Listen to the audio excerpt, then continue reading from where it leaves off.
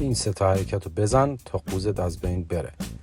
اولین حرکت با یه دونه چوب یا دسته ته یا هر وسیله دیگه 4 تا 20 تا بدون اینکه البراتون خم بشه، آرنجتون خم بشه، کامل دامنه رو کامل میکنید. 4 تا 20 تا در روز انجام بدید این تکرار رو.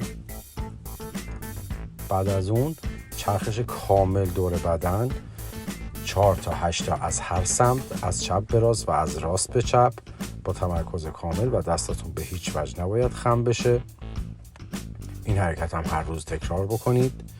حرکت بعدی که میتونید انجام بدین که الان نمایش میدم براتون، میتونه روی باکس، روی استپ، روی حتی صندلی انجام بدید توسط همون چوب یا دسته یا هر چیز دیگه ای که مشابه این باشه. آرنجاتون رو فیکس میکنید روی اون بلندی اون استپ و تو این پوزیشن کاملا باسنتون رو به عقب هدایت میکنید، سر در راستای طبیعی خودش، در راستای ستون فقرات، و دستتون به سمت عقب حرکت میکنه و احساس استرچ توی لتس و بک ماسلتون کاملا باید مشهود باشه. این حرکت هم 4 تا 12 تا در روز انجام میدین با همین تمرکزی که من دارم انجام میدم. اگه لطف کنید انجام بدید که نتیجه بهتری بگیرید.